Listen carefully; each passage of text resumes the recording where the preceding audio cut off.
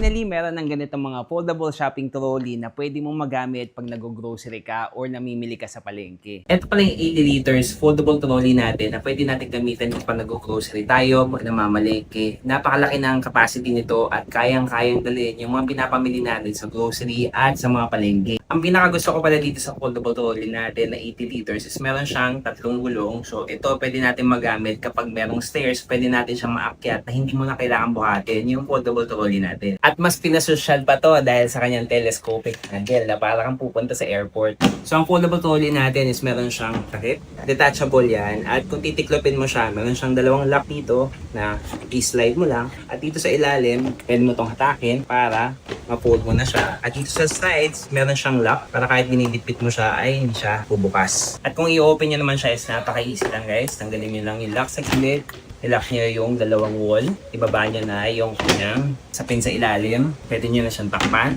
So ang gusto ko dito is meron din siyang platable na wheel dito sa front para pwede mo siyang mailiko kung saan ka pupunta, diba? Kaya kung kailangan nyo rin ng foldable trolley, easy to store at syempre space saver na din, ilalagay ko na lang yung link nito sa yellow basket.